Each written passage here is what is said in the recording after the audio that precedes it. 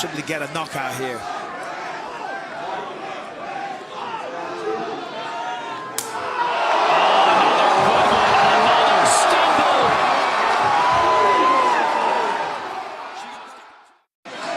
Could possibly get a knockout here.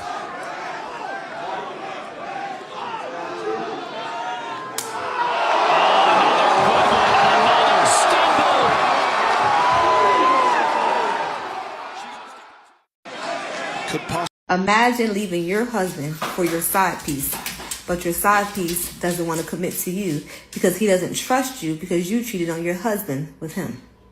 Why would I commit to a cheater, and why would she want to commit to me when I'm showing her I'm for the streets? She clearly didn't take her vow seriously, and instead of communicating her feelings or leaving the marriage, she chose to cheat with someone that only wants her for her body.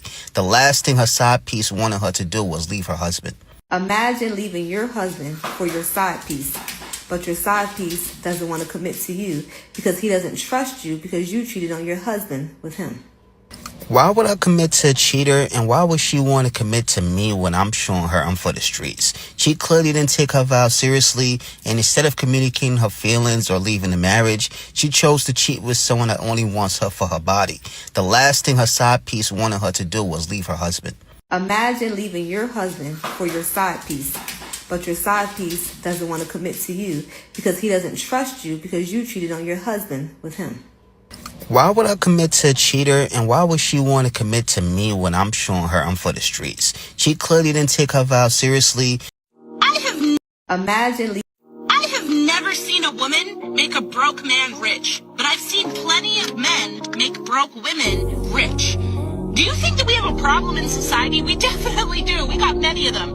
But why is it that, like, a woman will never stay with a broke man, but a broke man has no problem, like, providing and building up a broke woman? Because the thing is like, nowadays, most broke women don't even think they're broke. They just think that they're dating the wrong man.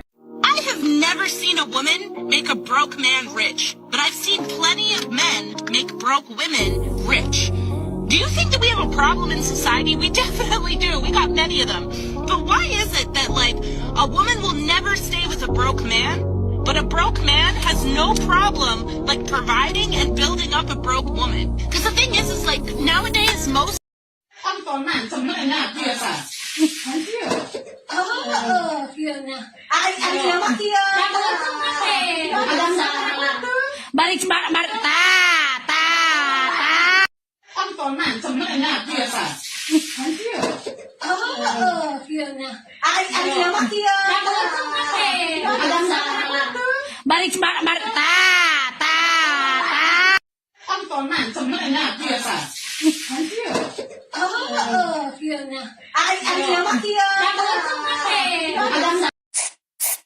This is how you can tell if you are truly in love with your partner. When they're sleeping and they look so beautiful laying there, and you think to yourself, I should suffocate the shit out this motherfucker. But you don't. You gonna make breakfast instead. You're really in love. This is how you can tell if you are truly in love with your partner. When they're sleeping and they look so beautiful laying there, and you think to yourself, I should suffocate the shit out this motherfucker. Sometimes I feel like letting a man know that you need him makes him come even harder because he feels wanted. Sometimes I feel like... Look, bro, here, take this. The fuck is this? Here, take this. What is this for? Nigga, get y'all some bitches starter kit. Nigga, what y'all have an all-dick pool party, motherfucker? Damn, what the... Damn, Pops. You just started. He's tripping, bro. I hate this. Bro, look, bro, here. This has me cheating on my plug. They're the viral super set. We ain't never breaking up. I don't give a damn how many hoes he got. I don't care how many outside children he got. I don't care what he got. He taking care of all of us. All of us. We ain't going nowhere. He ain't going nowhere. She ain't going nowhere. Ain't nobody going nowhere. Let's also address the... And I don't know who needs to hear this, but never forget how they disrespected you in order to make somebody else feel comfortable. Amen. That wasn't a mistake. That was a decision. And it showed. Let's also address the elephant in the room. Men don't leave their children, they leave you. And as a result of that, then you guys start to keep the child away from the father. Now he's a bad father. Now he needs supervised visitation. Now you are scared for the safety of that child. But he was good enough to procreate with, but now he's not good enough to be a father outside of being. Let's the thing, ladies. See, what happens is you guys will initiate everything under the sun except for physical intimacy. You'll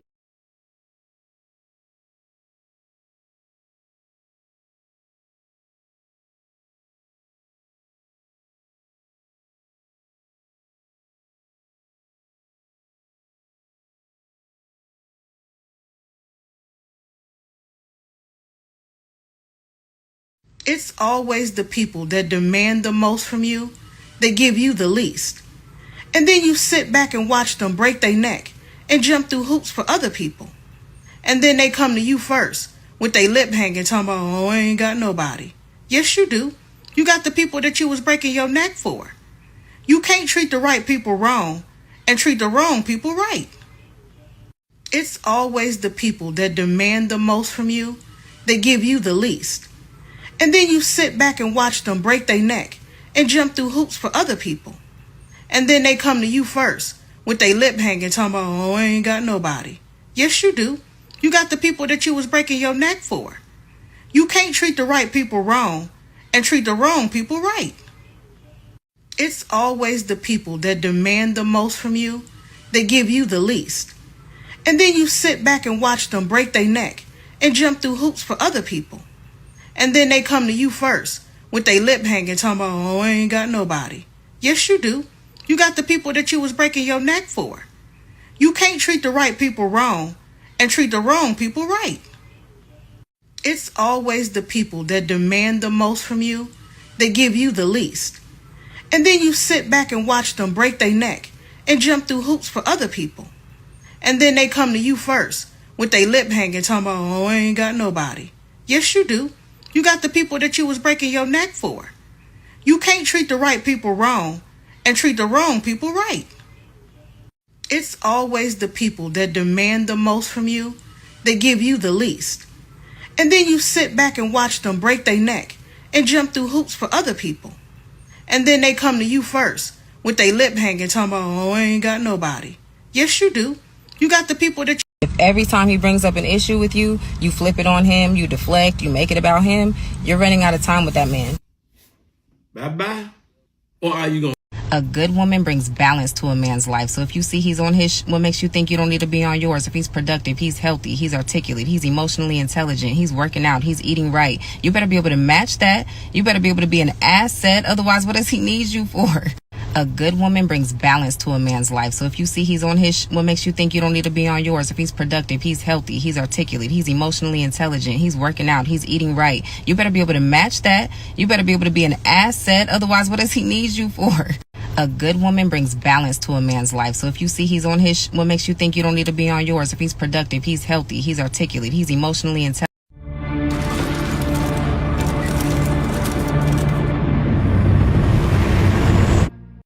You know, someone said, people don't necessarily keep you around because they love you. Because people will keep a cat around just to get rid of the mice. Seriously, listen, just because somebody keep you around, you know if they love you. I'm just that 35-year-old single mom who sells feet pics online. Hey, mama. If you're new here and you want to learn how I make money selling content online, make sure you click that link in my bio because that's where you're going to find all my resources to teach you. Y'all, clearly I'm the CEO of doing the most, and today it feels like I had a million errands to run. First, I stopped by the ATM because I had to deposit some money, and then I scarfed down that grilled chicken wrap in my car before heading over here to the Xfinity store so that I can grab my modem because your girl got to have everything set up to work from home as soon as I move in, okay? And quick sidebar, y'all. The link in my bio has ebook, a monthly Zoom class link, and even mentorship calls. So make sure you tap in if you're trying to learn how to sell feet content online. Some new furniture. Back with another video.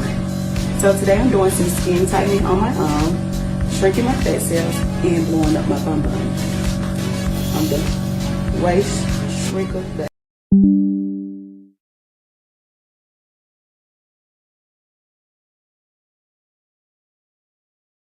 I'm just that 35-year-old single mom. Aaron Judge looking to do some damage. Oh, hey, Captain. Oh, my God! There the wall. Sorry. Woo! No fly zone. So fast. I'm trying to see how you didn't get your food and I gave you your food. How you didn't get your food and I gave you your food? How you didn't get your food and I gave you your food? Ain't no.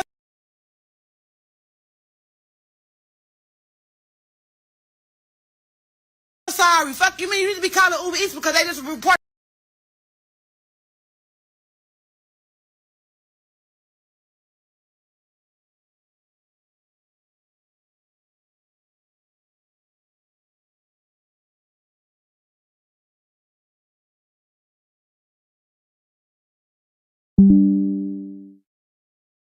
Can't be subtle with guys, especially in areas in which they feel they have no real legitimate purpose. For 9 years, John? It doesn't matter. I've been married 27 years. I'm not subtle with my husband. This is what I want. You get it over here. It's $13.95. Don't wait till Tuesday because it'll be gone. Now, if you want to get whatever, don't tell him nothing. But if you want to get what you want, you better tell him what it is you want. Can't be subtle with guys, especially when...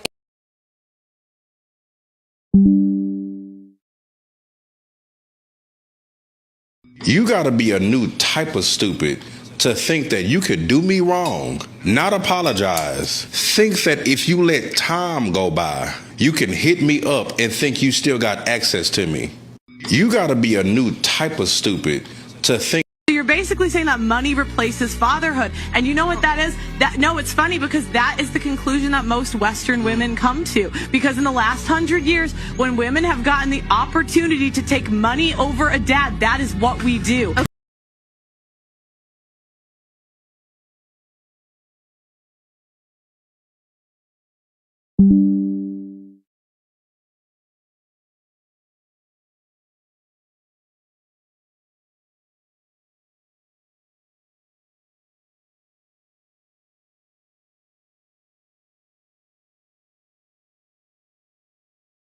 So using girl math, I'm broke because I can't afford something that you can't afford. But you're asking me to afford it for you.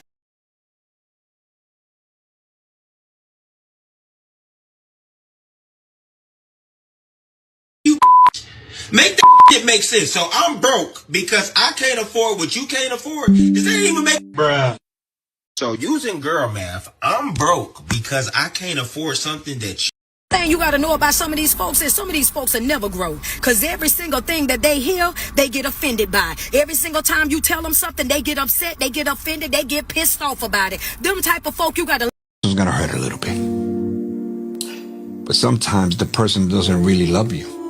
No, they don't, but they keep you anyway. They keep you in their life simply because they know you're too good. And they will also hate to see you loving someone else the way you love them and how you dedicate yourself to them. This was gonna hurt a little.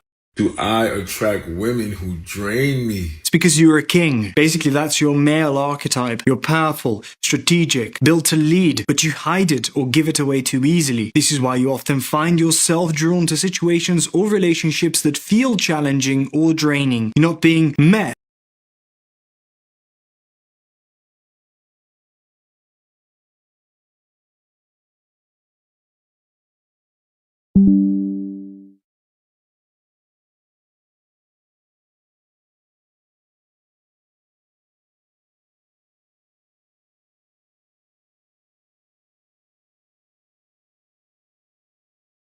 Isn't it convenient how you don't want to be talked to in certain ways? How you don't like when people talk to you and do certain things to you, but then you'll turn right back around and be reckless with him. You talk to him.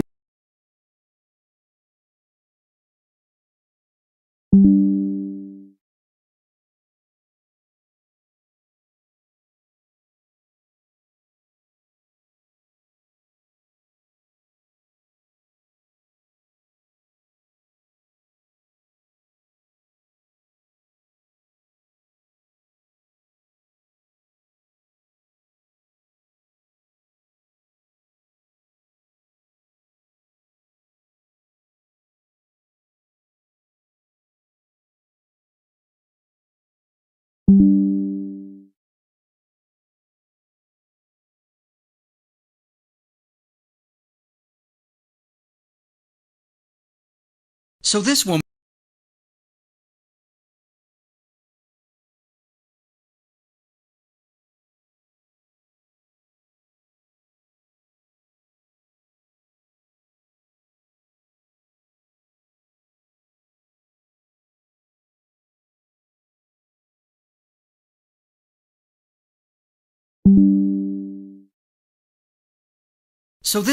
wants to unalive her somewhat famous husband so that she can be with someone much worse.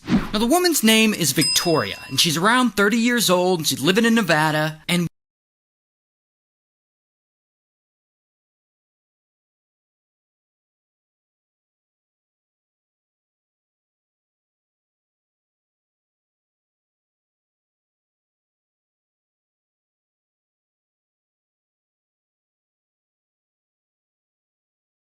one day, she meets someone kind of famous. This guy, Aaron. And Aaron's around 45, and he's one of the hosts of this TV show, Ghost Adventures, where they go around to different haunted places looking for paranormal activity. And so Victoria meets Aaron, and she thinks he's kind of fine. And soon enough, they start dating, and they fall in love, and eventually they get married. And they have their wedding at the Haunted Mansion in Disneyland because, you know, ghosts. But anyway, things are going great for them. They're in love, Aaron is on a successful TV show, and it doesn't seem like anything could screw this up.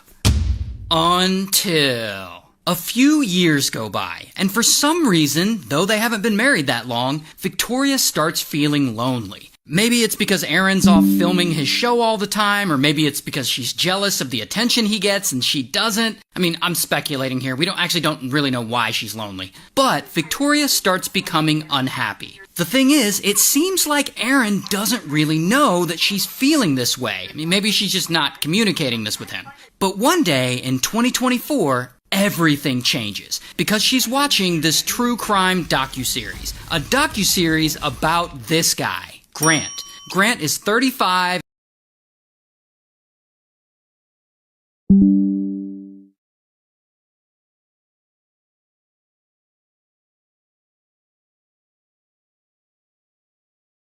And he's actually in prison right now. Why is Grant in prison? Well, if you remember, about a month back, we actually covered Grant's story. And if you don't remember him, let me remind you of what he did. One day in 2019, he comes across a cam girl site, and he starts watching this cam girl. Her name's Sylvie.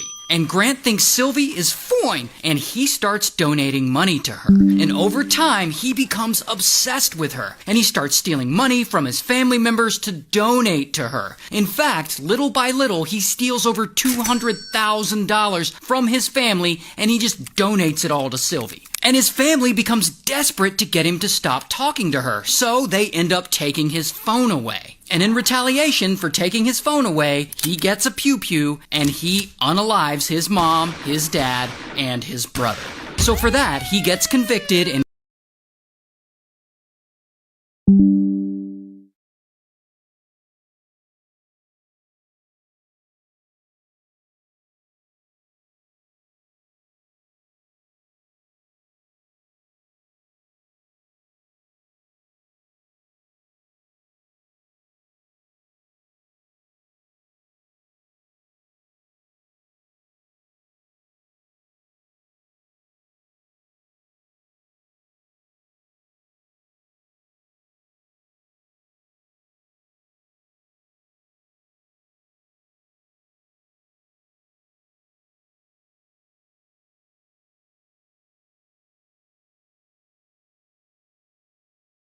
he gets life in prison, which he is currently serving. Here's the crazy thing, though. Prison hasn't actually stopped Grant from being obsessed with women. I mean, he's kind of well known now. Like, his story is famous. He's had a whole ass docuseries made on him. And because of that, I guess women around the country have been writing to him while he's in prison. Like, oh my God, you're so fine. As if he didn't just get convicted of murdering his whole family because he couldn't have this cam girl. No, these women want him. Like, sometimes he'll have phone contact with them and he'll respond all creepy like, "Hi, my precious little kitty. I want so many more pictures and videos, and this is just amazing that I get to see you like this. Those beautiful little that I just want to fucking bite on. Buh. So yeah, I guess in prison, he got game?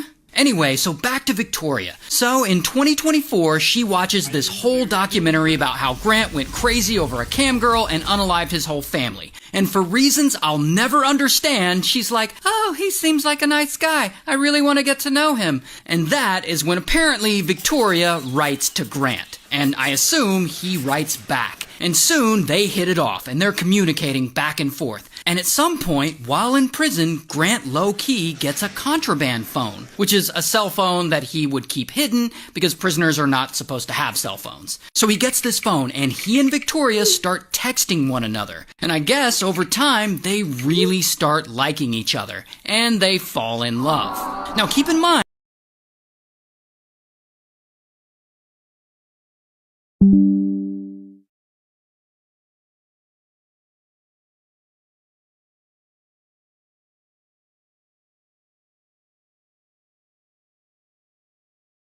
she's still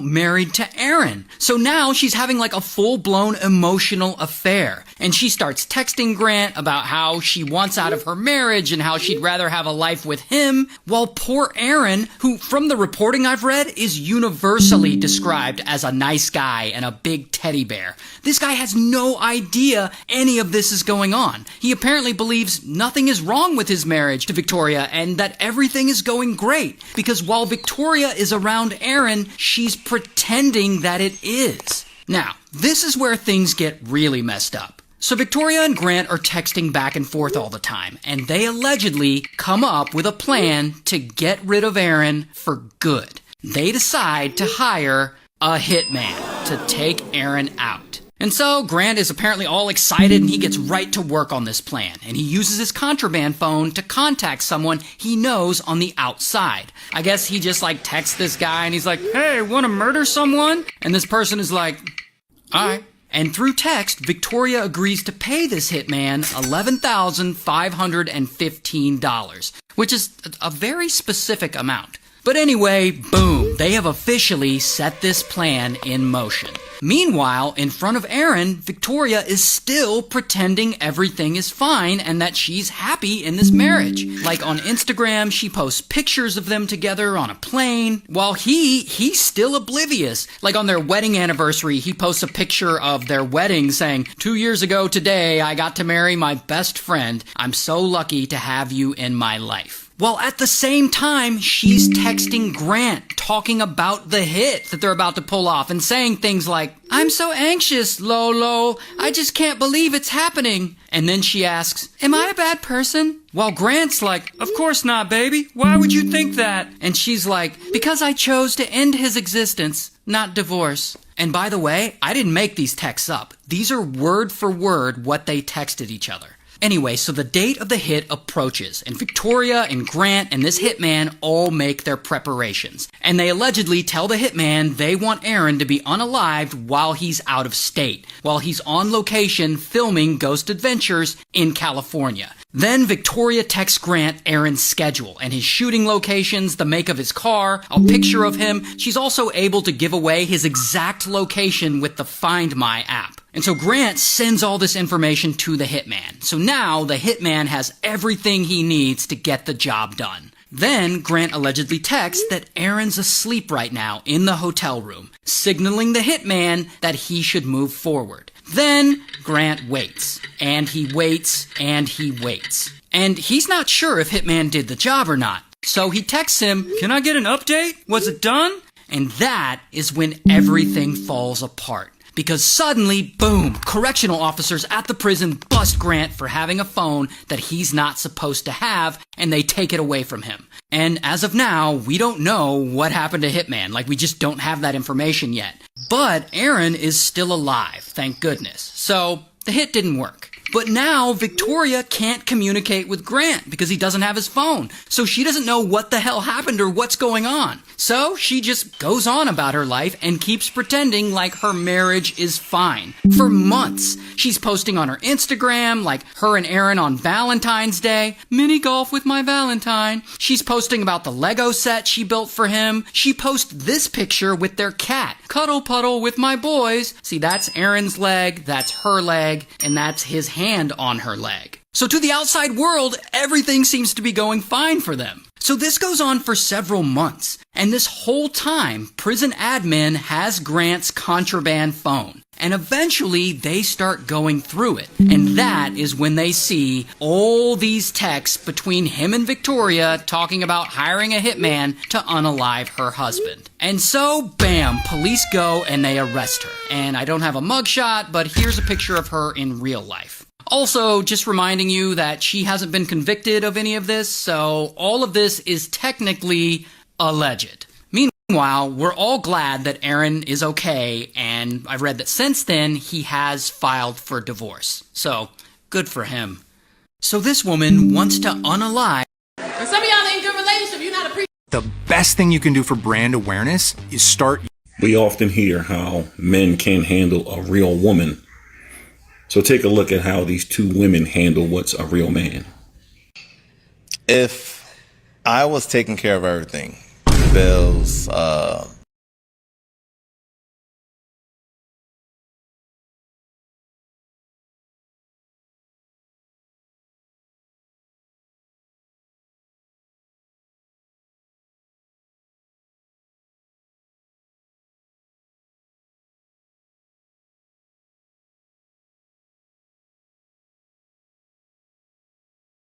future plans, living situation and things of that nature, what would you be able to then bring to the table if I'm already making sure everything else is sorted?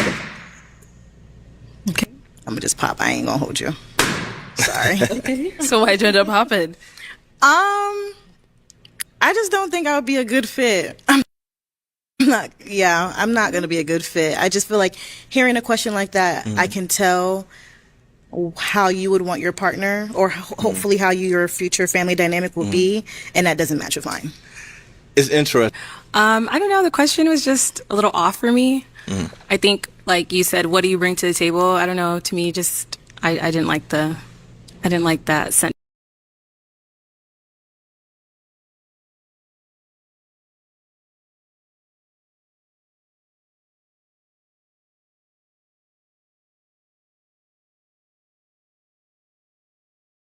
You putting first your son? I said to her, I said, look, if your left leg was Thanksgiving and your right leg was Christmas, could I come visit you between the holidays? That's all I had said.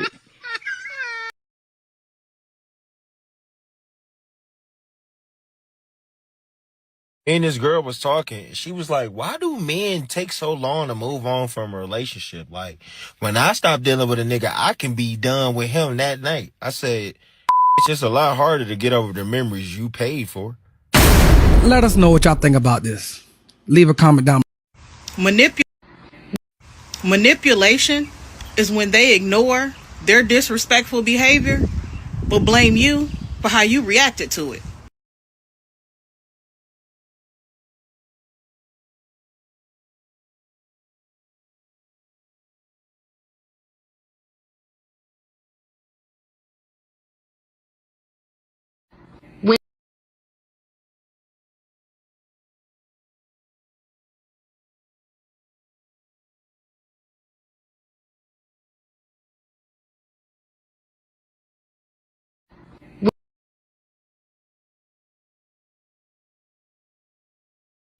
Women can do anything.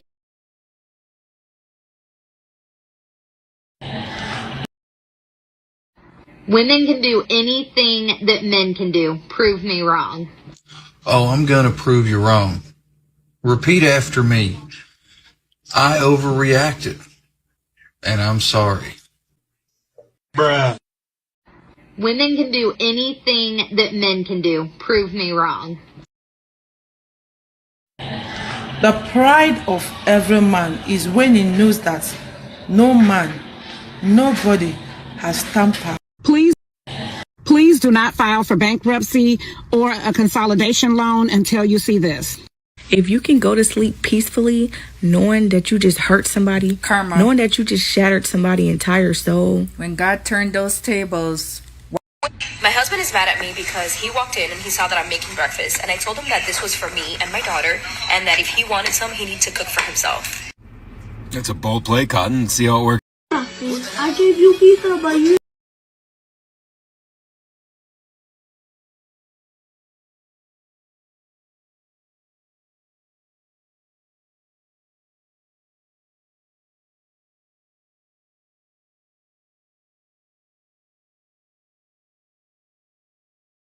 You gonna give me pizza? That's just deep, bro. That's deep. That's not deep. Deep is one, you want pizza so bad that your stomach got tears running down and your titties is crying. And two, you in here with a knife. What you finna do with the knife? You gonna stab me over some pizza? Yes.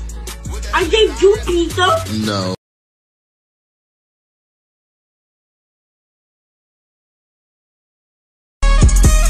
Yeah, it do not matter. It do not matter. It do not matter. It do not matter.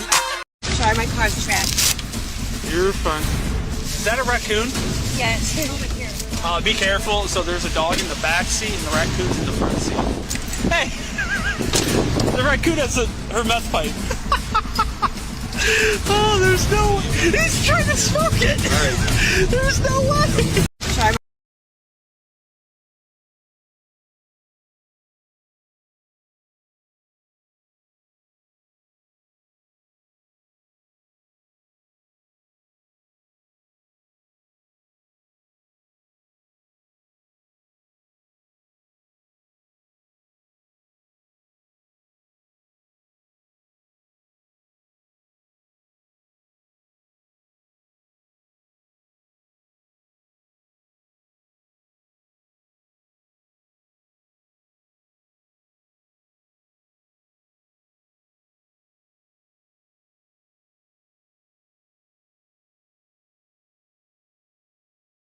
My car's trash.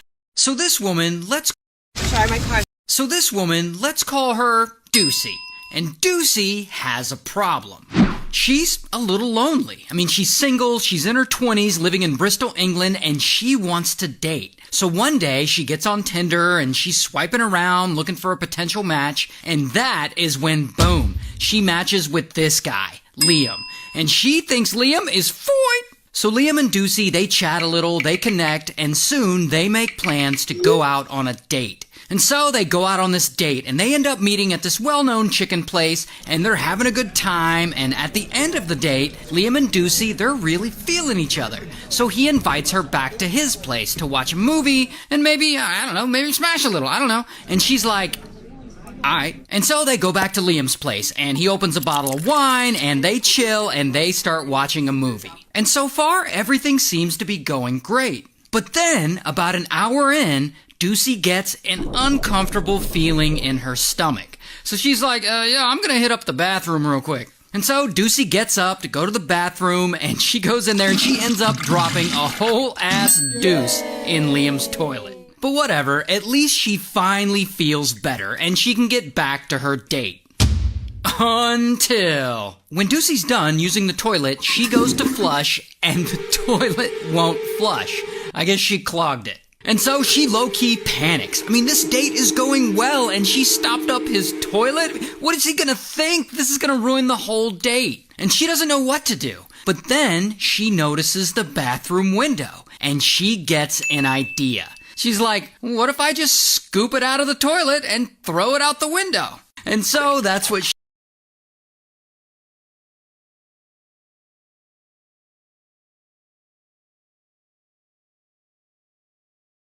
she does. Deucey reaches down into the toilet bowl and she grabs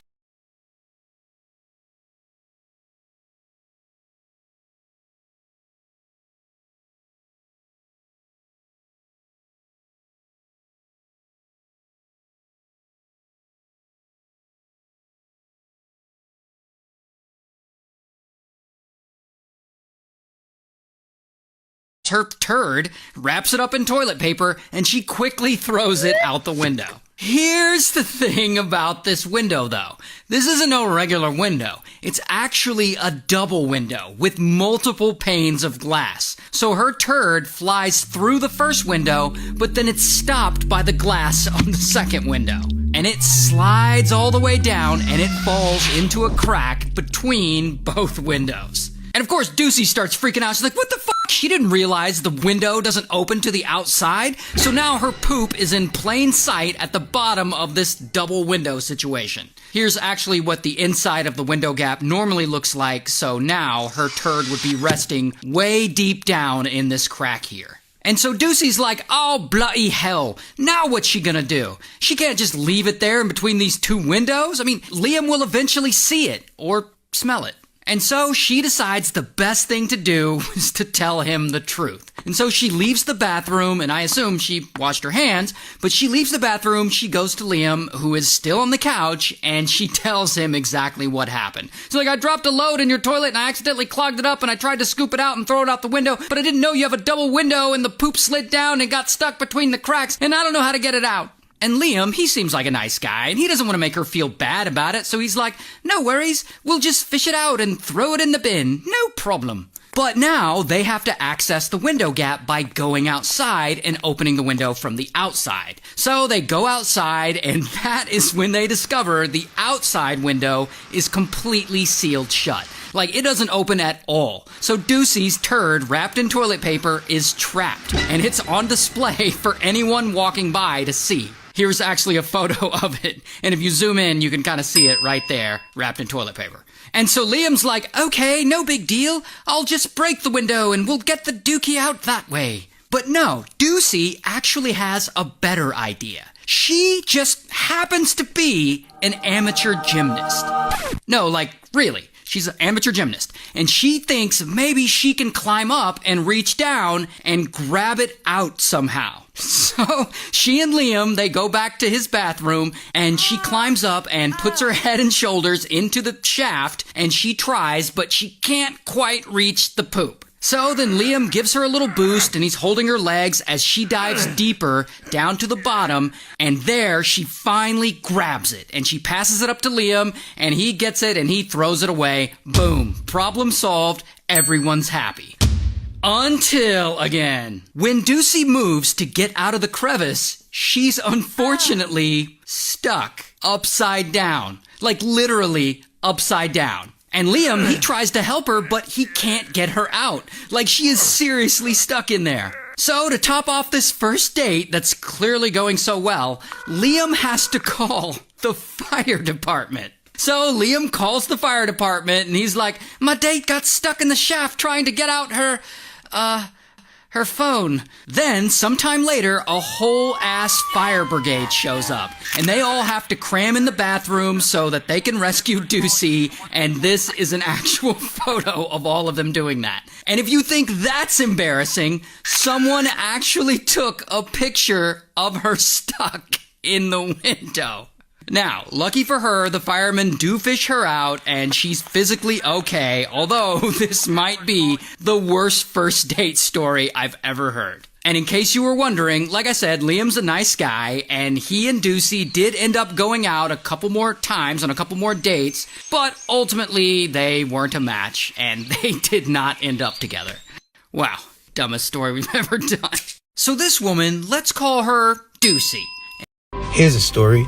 You're married, have a kid, a happy home, and then you work on yourself, lose over 100 pounds, and become unrecognizable, both inside and out. You hang out more and ultimately step out on your marriage. There's hurt, pain, and a divorce. You live life with regret, but your story isn't finished. What I thought at the time was love.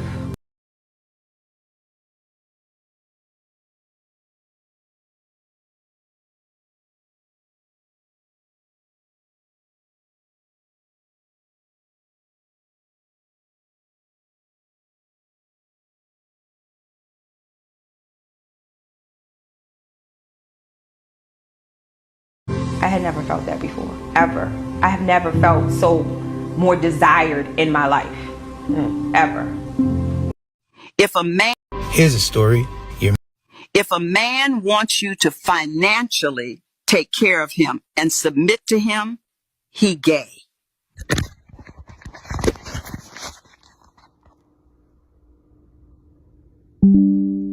If a man...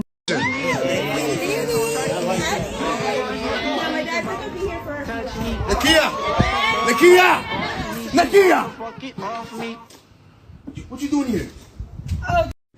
Finding somebody new to sleep with, that's easy. People will drive from miles just to see you laying on your back. But to find somebody that's loyal and want to see you on your feet, that's rare. So choose wisely, okay?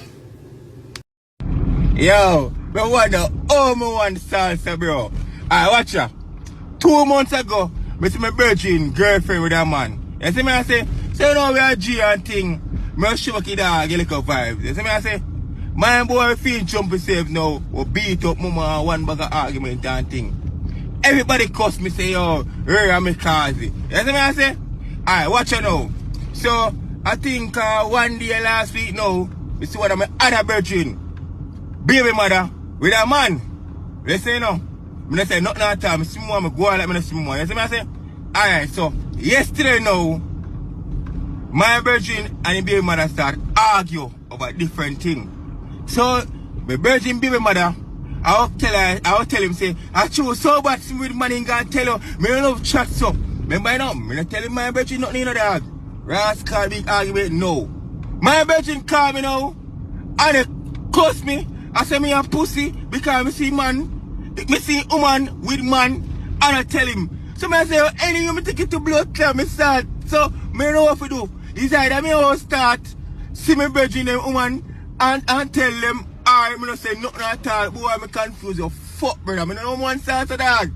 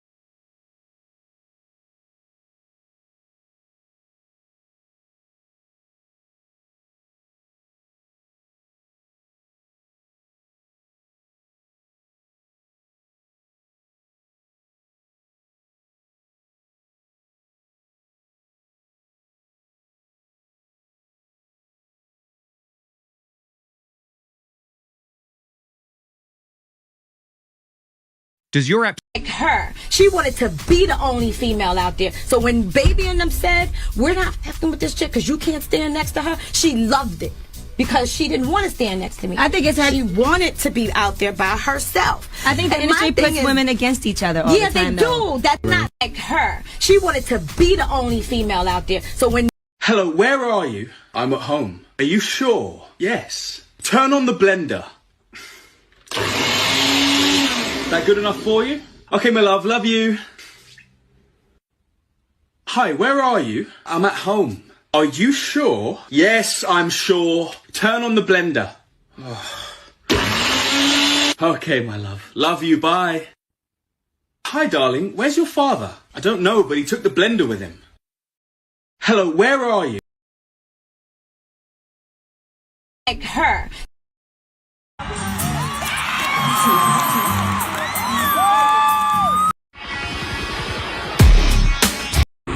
Man, I was walking down the street and I had to see this Jamaican guy. I love Devil's Advocate. So what about the men? Why is it? So this guy, he's rich. In fact, he's one of the richest men in this small town in Texas. But one day, he unfortunately dies. And his wife, she goes to the funeral. So this guy, he's rich. In fact, he's one of the richest men in this small town in Texas. But one day, he unfortunately dies. And his wife, she goes to the funeral, and her name's Marjorie. And there, at the funeral, Marjorie meets the assistant director of the funeral. This guy, Bernie. And Bernie is known to be the nicest guy in this small town. While Marjorie, on the other hand, she's known to be kind of a jerk. In fact, Marjorie's such a jerk, she doesn't really have any friends. And Bernie, he kind of feels bad for her. So he becomes friends with her, and he starts inviting her out to things. And suddenly, they're hanging out a ton. And soon enough, they become really close. Like, they're going out for nice dinners and seeing plays at the local theater. And Marjorie's got her husband's money, so she's the one paying for all this stuff. And so this relationship, it goes on for about 3 years. And eventually, Marjorie asks Bernie to quit his $24,000 a year job at the funeral home and come and become her business manager. And she starts to pay him a pretty nice salary so that he can spend even more time with her. But Marjorie doesn't stop there. She pretty much buys Bernie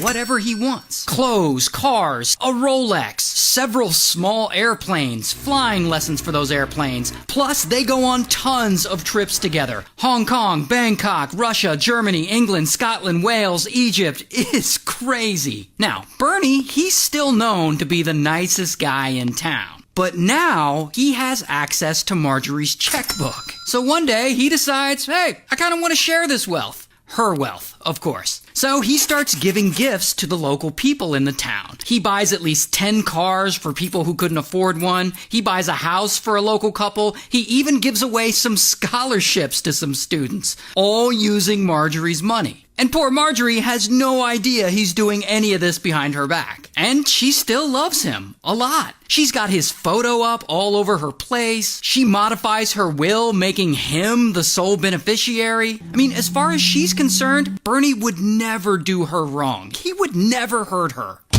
Until, as the years go by, Marjorie becomes more and more of a jerk. And she starts being an asshole to Bernie. She becomes really controlling, and she's demanding, and she makes him check in with her all the time, and she gets really mad if he's late or if things fall behind schedule. And this goes on for a long time, and eventually, Bernie has had enough. And one day, he just snaps. It's in the morning, and he goes over to Marjorie's mansion, like he normally does. I guess he's there to drive her to the cleaners. And as they're leaving, she's walking ahead of him in the garage. And he quickly goes into a bathroom, and he gets a rifle that he had placed in there earlier that day. And he goes back into the garage, and he points that rifle at Marjorie's back while she's not looking. And suddenly, blam, he shoots her in the back. And she falls to the floor, but she's still breathing. So then, blam, blam, blam, Bernie shoots her 3 more times, unaliving her. And then he drags her body to another room, and he wraps her in a sheet, and he puts her in a deep freezer.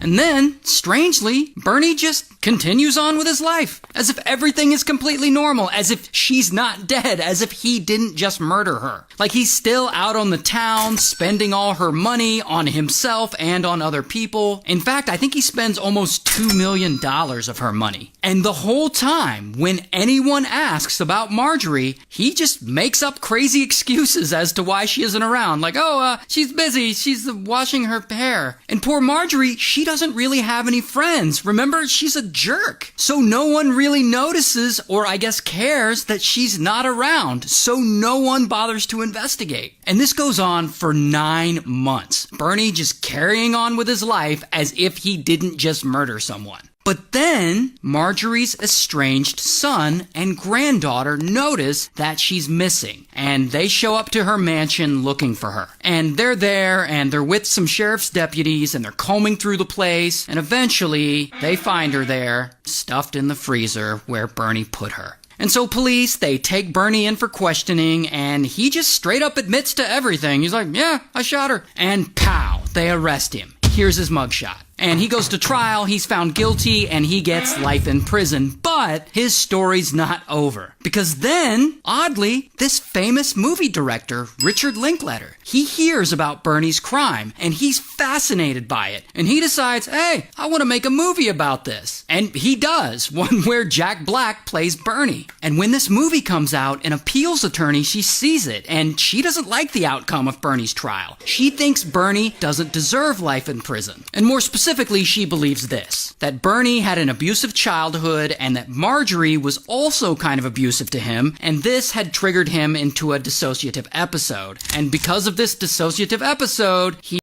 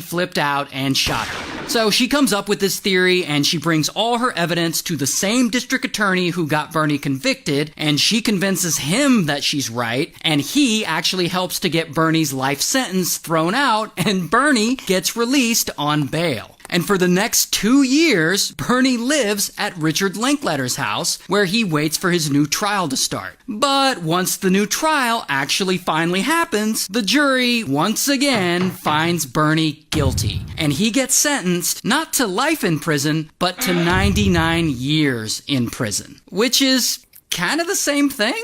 So this guy, he's rich. In fact, he's one of the richest men. Hey, yo, lady. I may be all beef, but I don't want no beef. Back him up from this Nathan's Famous. I don't know who needs to hear.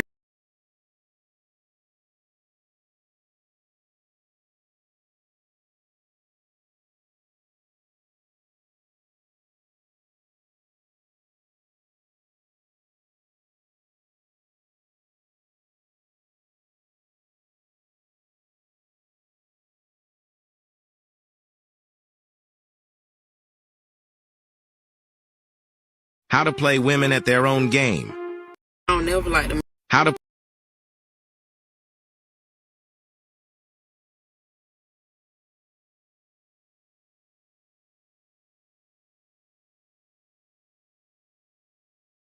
I don't never like to mind my business because I realized that the girl that stay across the street from me with the big dude that drive the Charger, she don't never be at home like that no more. So she must have got her a nigga that got him a place, and she be staying at her nigga crib now, unless we be missing each other from work. I don't know, but I be licking. I don't never.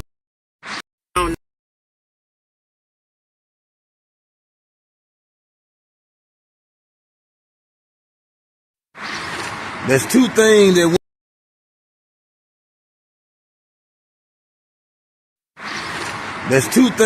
women gonna do to men every day when they don't like you. When a woman don't like you, it's two things that a woman gonna do to a man when she don't like him. And then she gonna lie to him and she gonna cheat on him. And that's the realest shit I can tell you. There's two things that women gonna do to men every day.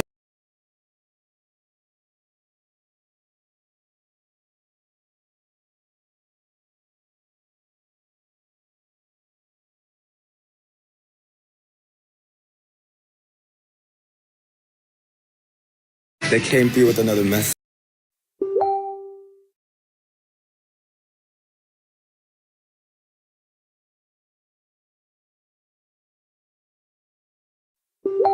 They came through with another message. I needed that. Sometimes you have to separate yourself from some people.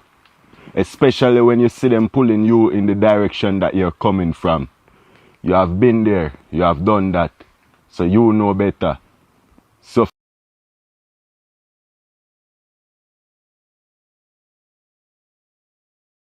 for true.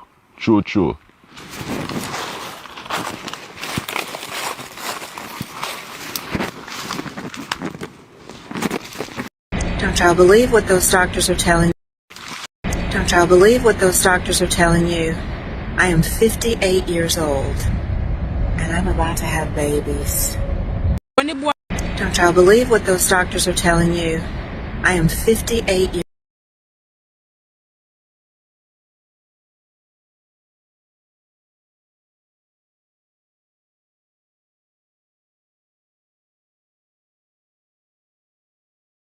When the boy have me pan a back as I see the boy hold on pan the half pound, I must about 1 pound my body jar then we no cause they no big enough.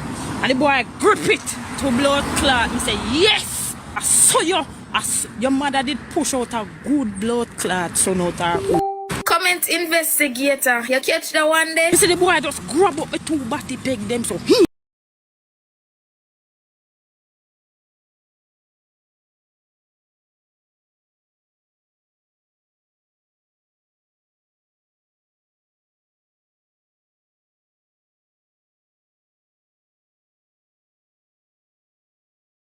So this girl, you know what? You're not going to believe this story because I'm not sure if I believe this story. It is wild. So this is Gemma. She's from England, she's in the 12th grade, and she has a best friend. This girl, Jess. And she has another best friend. This girl, who we'll call Beatrice. So Jess and Beatrice are a few years younger than Gemma, and they hang out all the time and they drive around talking about boys or whatever. But one day, Gemma starts going to college, and she starts to really miss hanging out with her 2 friends who are still back in secondary school. So then Gemma comes up with one of the wildest plans I've ever come across to be closer to her friends. See, Gemma knows her friend Beatrice really wants a boyfriend, and she knows exactly the kind of boys Beatrice is into. So Gemma decides to catfish her and put on a disguise and low-key become the perfect boy for Beatrice. So first, she creates a Facebook profile for this fake guy, and she names him Aaron. And she adds a profile picture of fake Aaron, and she adds a bunch of friends and makes the page look legit. Then, posing as fake Aaron, Gemma adds Beatrice on Facebook and sends her a message. Sometime later, Beatrice messages back like, "Oh, hi, who are you?" And they start chatting, and soon enough, they're chatting every day, and they're really hitting it off. But after a couple of months of this, Beatrice really wants to meet Aaron in person for the first time. So now, Gemma is in a predicament. She knows if Beatrice doesn't get to meet fake Aaron in person at some point, then she's going to eventually realize he isn't a real person and she's going to stop talking to him. So, what does Gemma do? She dresses up and disguises herself as a boy and pretends to be fake Aaron. She gets some baggy clothes and a beanie, and she puts men's cologne all over herself, and she adjusts the way she talks and the way she walks and everything. And now that she looks like a boy, she goes to meet Beatrice in person. So they meet up, and somehow Beatrice has no idea this is her old friend Gemma catfishing her. So then Beatrice and fake Aaron, they meet up more and more, and she really starts to like him. And of course, Beatrice is telling her best friend Jess all about this new guy Aaron she's been hanging out with. And so now Jess wants to meet him. And so Gemma, dressed as fake Aaron, is like, alright, let's meet. And so the 3 of them, Beatrice, Jess, and Gemma dressed as fake Aaron, they start hanging out a lot. And neither Beatrice nor Jess realize they're being catfished by their own friend. But then, at some point, fake Aaron asks Beatrice to be his official girlfriend. And boom, they become official. The day after they become official, Gemma takes it even further. She dresses up as fake Aaron and she tells Jess that he's got this cool friend that she might like. His name's Luke. And fake Aaron wants to hook Jess and Luke up. And so soon enough, Jess starts messaging with this guy Luke. And she immediately thinks Luke is fine. But here's the thing about Luke.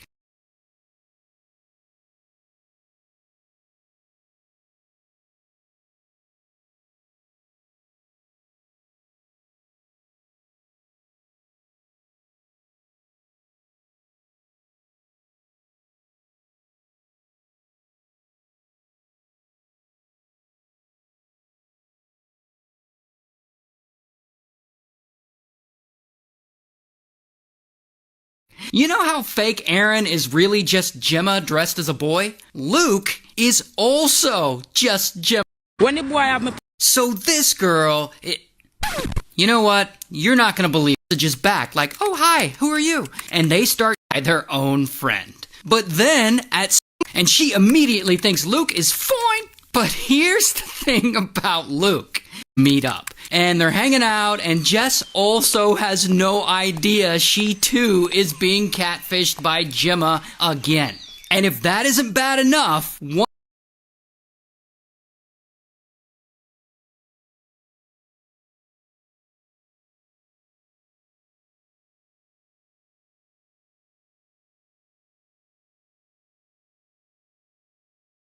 one day, Jess and fake Luke are hanging out and they're making out because I guess they make out?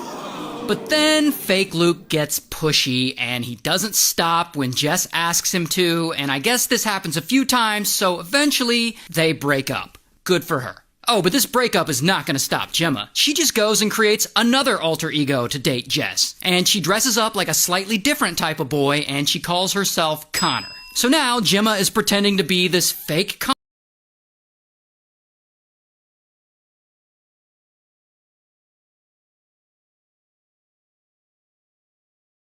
Connor, and she makes a fake Facebook page for him, and she messages Jess like, Luke told me what he did, and I just want to say, it's really not cool, and you didn't deserve that. And Jess is like, oh, he's such a nice bloke, isn't it? So then Jess and fake Connor start chatting back and forth all the time, texting all the time, and they start hanging out in person. And of course, Jess has no idea fake Connor is Gemma, and she starts to really fall hard for him.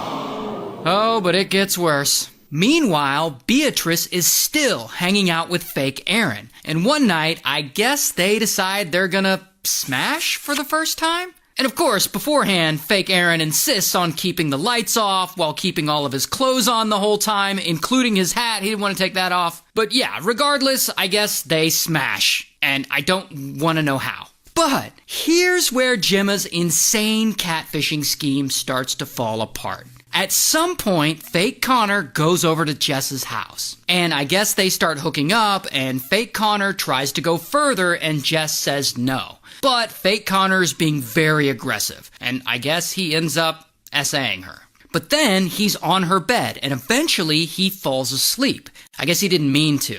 And while he's sleeping, his hat is kind of falling off. And so Jess finally sees him without the hat, and she realizes that this person in her bed who just SA'd her isn't fake Connor. However, and try and stay with me now, she doesn't realize it's Gemma dressed as a boy. She thinks fake Connor is fake Aaron. She thinks fake Aaron is at her house pretending to be fake Connor. And she's like, oh, bullocks, why is Aaron in my bed wearing a hat and pretending to be someone else? Now remember, Aaron is supposed to be her best friend Beatrice's boyfriend. So she thinks her best friend's boyfriend just SA'd her. So she kicks him out, and she tries to decide what to do. Now eventually, Jess decides to come clean, and she goes to Beatrice and she's like, hey, I think your boyfriend Aaron was catfishing me, pretending to be Connor, and then he SA'd me. And so Jess goes and reports fake Aaron to the police. So now police are looking for fake Aaron, and they end up finding him at Beatrice's house. And they question him, and of course, he denies everything.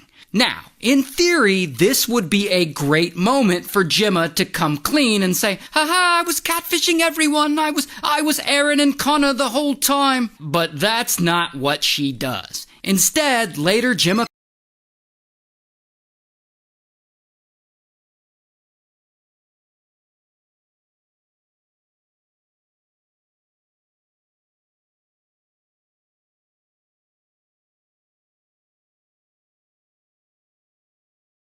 calls the police, and she pretends to be fake Aaron, and she's like, Gemma can back up my story. So then Gemma posts on Facebook, and she pretends to be fake Luke, and she has fake Luke confess on Facebook to being the one who actually SA'd Jess that night at her house. She's like, everyone's blaming Aaron, but it was actually me. And if that isn't crazy enough, Gemma then somehow breaks her own jaw, and she contacts police and she tells them that fake Luke attacked her. What the fuck is going on? Anyway, I'm not sure if police buy this story because they're still looking at fake Aaron as a suspect. So police have Beatrice tell fake Aaron to come over to her house, and when fake Aaron shows up, bam, they arrest him. But since fake Aaron isn't a real person, this means police have actually arrested Gemma in disguise. So at the police station, Gemma is freaking out. How the hell is she gonna get out of this? But then police decide to do a strip search on her, and Gemma refuses to remove her beanie. And police are like, oh, piss off, and they try and pull the beanie off of her. And when they do, Gemma's hair falls down around her face, and the officers look at her like, oh, bloody hell, you're a girl. So the truth finally comes out, and everyone is like, how the hell did you pull this off? So ultimately, they charge Gemma with SA and fraud, and she's sentenced to 30 months in prison for catfishing her two friends. And I don't have a mugshot of Gemma, but here's a picture of her in real life. So this girl... In the 80s, women had a full bush down there, a full bush. 80s full bush, 90s landing strip, 2000s bald, 2023 cock. What do you think about girls who say they're independent? If she was really independent, she wouldn't be posting her dinner on my yacht. What's the most you ever spent on a woman? A divorce. Cost me $6.2 million. Best investment I ever made. Would you date a woman who makes more money than you? If she made more than me, she'd be on Forbes, not Bumble. How old was your wife when you met her? She was 23. I was 53.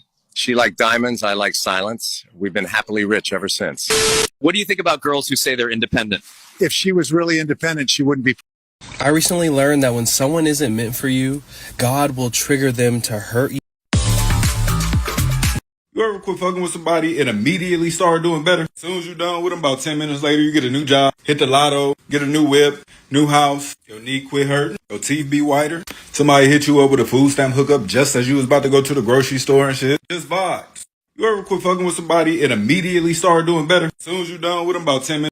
So this doctor, he has one goal. He wants to be rich. Let's call him Dr. F. And Dr. F's an oncologist, he specializes in treating cancer, and he's well respected, but he's not rich. And in order to get rich, one day he figures out this scheme. His scheme is that when his patients come in, he starts diagnosing them with cancer, whether they have it or not. He's like, oh, sorry, you have cancer. He then submits that info to the patient's insurance company, and the insurance company then pays him for giving the patient very expensive cancer treatment. Here's the biggest problem with that. Other than the fraud. Not only does the patient falsely believe that they're dying, but they also have to actually go through that treatment. So then you've got a completely healthy person going through chemo, and chemo can fuck you up. But Dr. F, he doesn't care. He's gonna be rich. And to his credit, his scheme works. Suddenly he's getting paid left and right. He starts telling more and more of his patients that they have cancer, and then they all start seeking treatment. So he gets even more money, and then he buys a 6,000 square foot house, and he expands his businesses. Now he has 7 locations.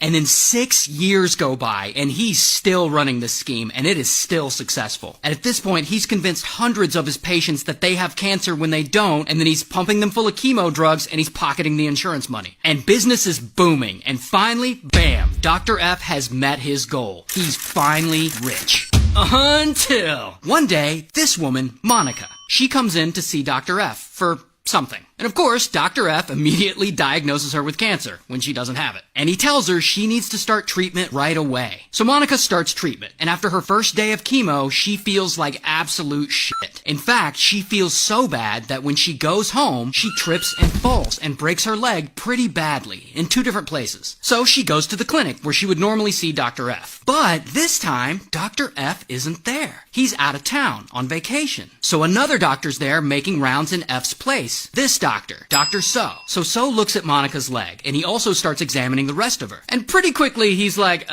this woman doesn't have cancer. And later, he breaks the good news to her. She's not dying. She doesn't need chemo. And he advises her to never see Dr. F again. And that whole interaction makes Dr. So suspicious. And he starts investigating, and he starts digging into all the patient's records, looking for more evidence that Dr. F is misdiagnosing people. Now, around that time, Dr. So is at the clinic having a conversation with this guy, George. George is the office manager there. And George is like, hey, Dr. So, I heard you're quitting. And So's like, yeah, I'm quitting. There's some shady stuff going on around here. So then George gets suspicious and he starts investigating. He's checking records, he's interviewing staff, and he gathers tons of evidence. And once he looks at it all and realizes what's actually going on, he takes all this evidence to the FBI. The FBI gets the Medicare Fraud Strike Force involved. Yes, that's a real thing. And then they look into this, and they find that over the course of 6 years, Dr. F had committed $34 million in Medicare and health insurance fraud by convincing 553 people that they have cancer. So they immediately raid Dr. F's clinic and they arrest him, and he's charged with all kinds of stuff, and he gets sentenced to 45 years in prison, and he has to pay a bunch of the money back. And all this happened in Michigan, so shout out to Michigan. So this doctor, he has one goal.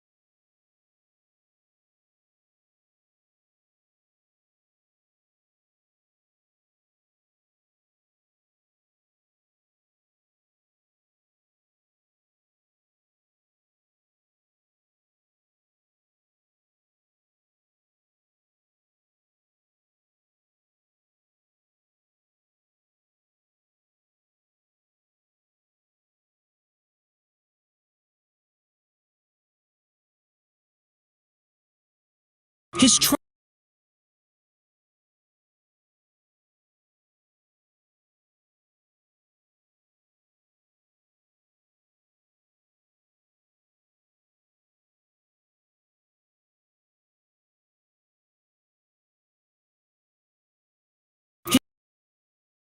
His truck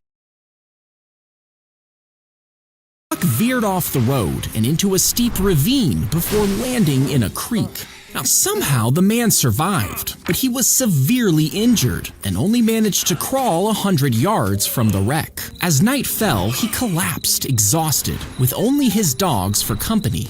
But one of them left him, running 4 miles back to his family. It barked frantically to warn them that something was wrong.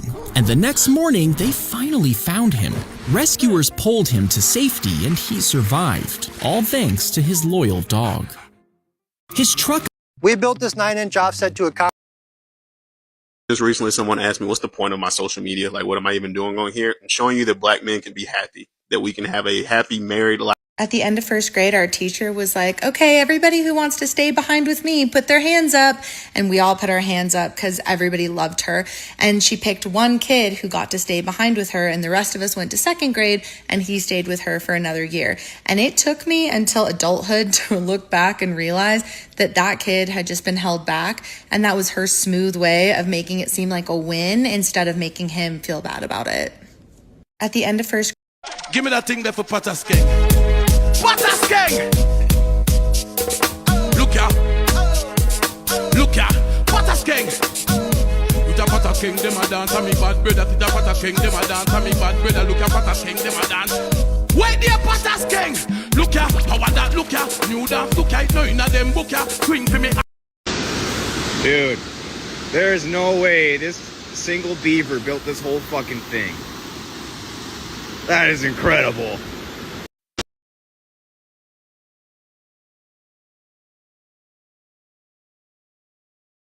Church was great. Hey, they gonna treat you exactly how they feel about.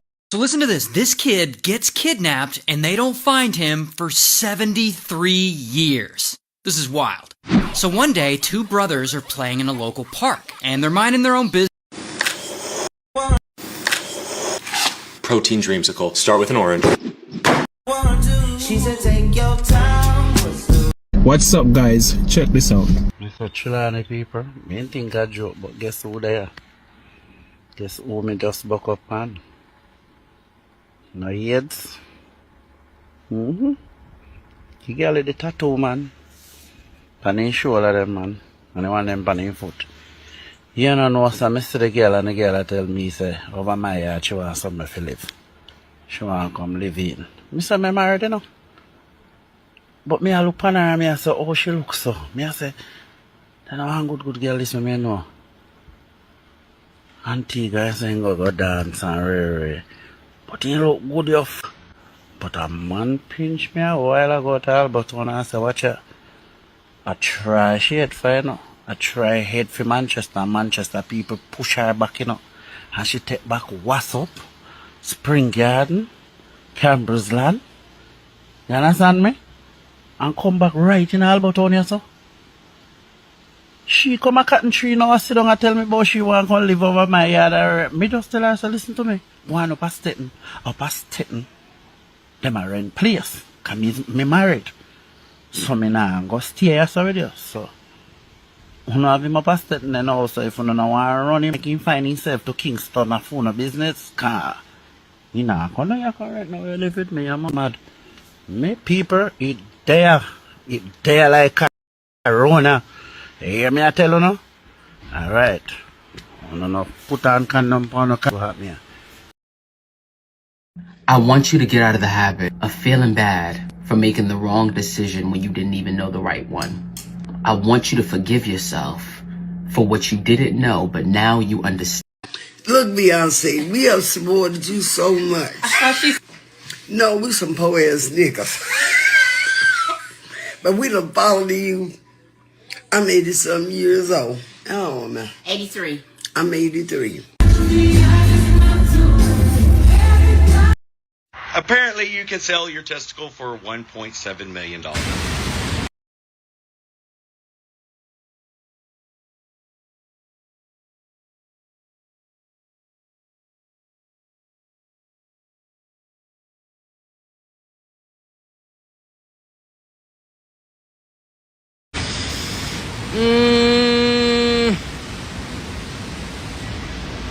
That's actually a really good deal. Do they have like a 2-for option? I gotta call my wife. Hang on. Apparently, you.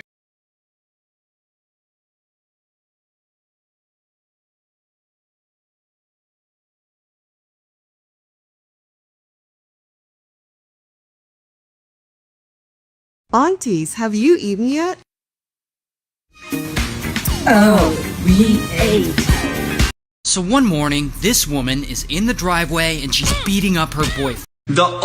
So one morning, this woman is in the driveway and she's beating up her boyfriend.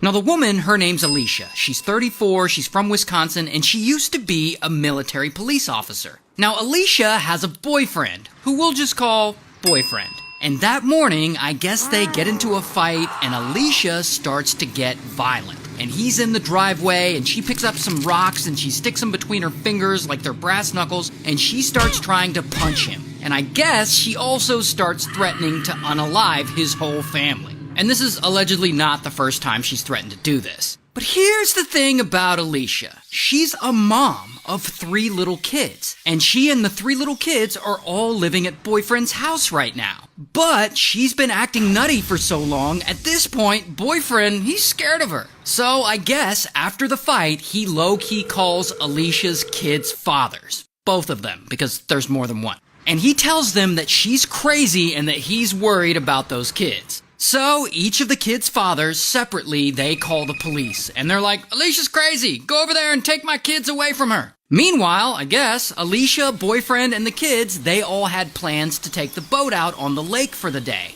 So they all go out to the lake. And eventually, police show up. And they're looking to take Alicia's kids. Sit down and talk. I'm telling you to sit down and talk right now. My lawyer said that I get them until the date that is on my phone. And so Alicia calls her lawyer. I'm calling my lawyer. That's fine. But we're going to take the kids. No, you're not. Yes, we are. No, you're not. I'm supposed to let my kids go with these random cops to show up on a boat? Lisa, You're stop my swearing. lawyer. Come on, please. Tell me what to do. And finally, police are just fed up with her stalling, so they're just gonna take the kids. Okay. Well, they're going to come with us now, and then you can. They're not yes. going with you now. No, Okay. they're not. Alicia, if you obstruct and resist us, we're going to place you in handcuffs for your children. You don't want that. So the officers board the boat and they round up all the kids, and Alicia starts turning into a psychopath about the officer getting a name wrong. Maybe you should know what the you're going to say before the you come in here saying the wrong name of the dad. Yeah, you sorry. piece of cop. Sorry, I misspoke, Alicia. She seems nice. So anyway, police take the kids away. Then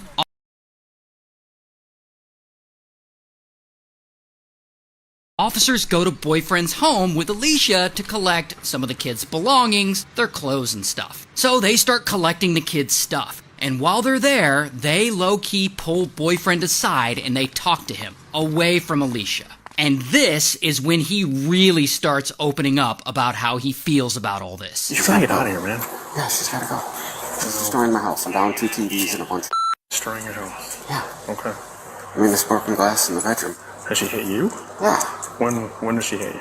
Yesterday morning. Yesterday Rocks in morning? the driveway. But if there's a problem here, we can't leave you with that either. Yeah, I can't. Does she have somewhere she can go? One of these vehicles hers? Yes, but she won't leave. She won't.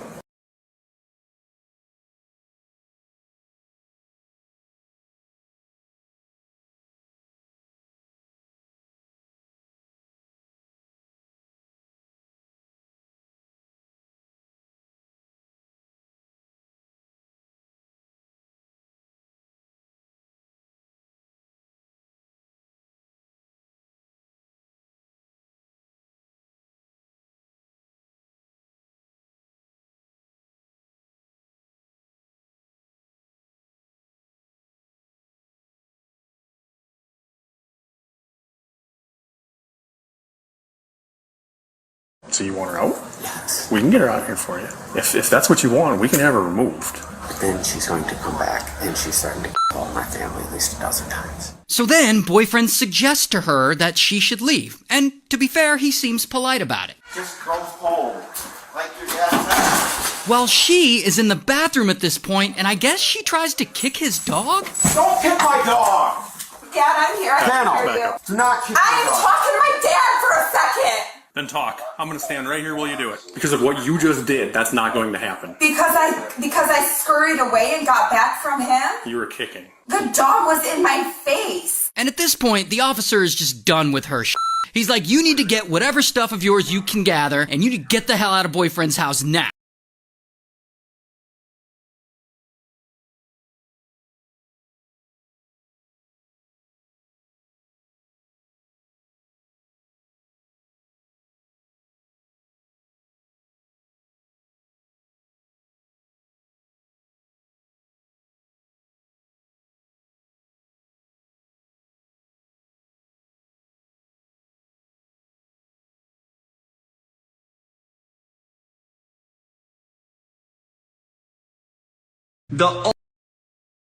So one morning, this woman is in the driveway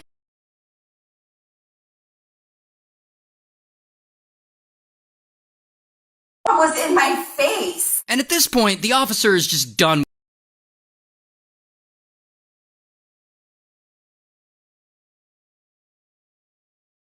with her He's like, you need to get whatever stuff of yours you can gather, and you need to get the hell out of boyfriend's house now. What were my options? You can gather up the stuff you need for tonight, and you can go, and Ted will make arrangements to get the rest of your stuff Why to can't you. Ted and I go through everything together and you guys just stand there? Because we don't have all night to do that. You're gonna have to make other arrangements if you have that much stuff. So your options are, you get what you need and go, or we're going to take you. And I don't want to take you. So then Alicia starts gathering her stuff to leave for the night. But now she's mad at boyfriend, I guess for kicking her out. So she decides she's gonna try and take him down with her and get him in trouble too. So she starts asking boyfriend about some Zaza. Am I allowed to take any of the or no? There is none. Well, you're not allowed to possess it, so no. So she's trying to get boyfriend in trouble by talking about his Zaza in front of police because Zaza possession is not legal in Wisconsin. Well, here, come on, I'll show you. I'm not worried about it. Get your stuff. No, I'm getting half my. You're not taking it with you. Well, actually, technically, it's not mine though, so. It doesn't matter whose it is. You can't legally possess it. Now, luckily for boyfriend, the officers are cool. They don't care about his Zaza. They just want to get her out of the house. We're not worried about that today. You need the... Aunties, have you... So one morning...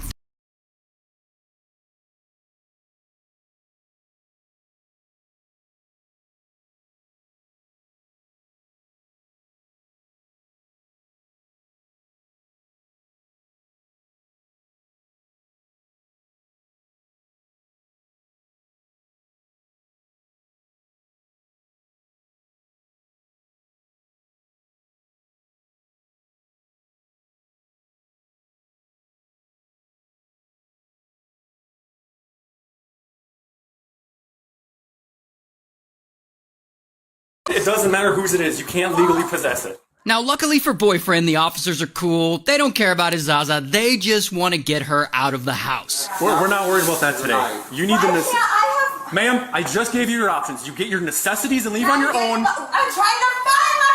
I lived here for over a year. I'm looking for my stuff. None of your necessities are down here. It's under construction. So eventually she goes back into the bedroom to pack up some more of her stuff. And this is when Alicia starts to lose it and fight with Boyfriend. Tubs, Ted. We bought tubs. Like with the f***ing lid on it. Ma'am, you need to stop yelling. Is he retarded or he doesn't understand? We bought tubs. We bought tubs. This is your last chance. If you continue to yell and swear, you are going to go into custody. I've had enough. Swearing? Yes, I've had enough. Get your stuff and let's go. I'm getting my f***ing stuff. I'm allowed to swear.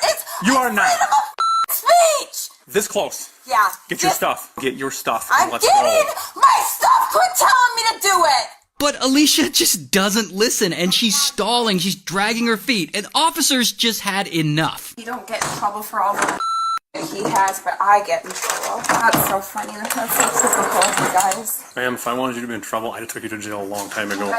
Would have. You're trying my patience. Yeah. Get your stuff and let's go. Do you not see me getting my stuff? I told you to get your necessities.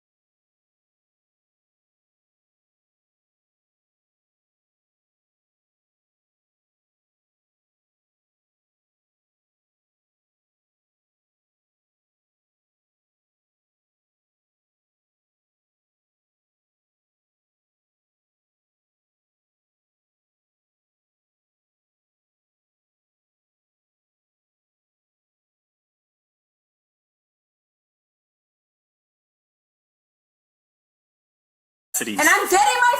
You see my necessities? That's not necessary. My medicine, my stuff from the military? Now, here's the most satisfying part of this whole thing. It's also the part that I can't really show you because it's a little violent. But, boom, officers try and detain Alicia, but she puts up one hell of a fight. Like, I can't show you the video, but here's a screenshot of it, and you can see she's on the ground, hitting and kicking them, and here's another screenshot, and here's another. But then, in the most satisfying moment of this whole thing, pow, the officer tases the shit out of her. Here's a screenshot of her getting tased.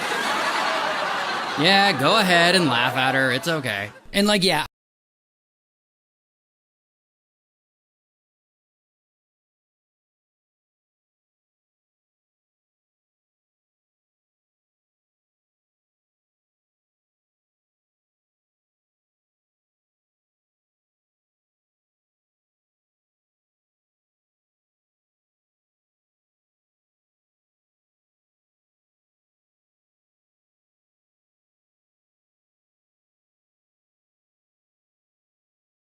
The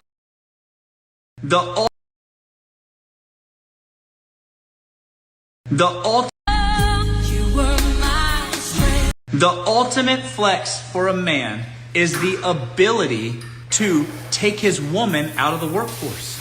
That's a flex.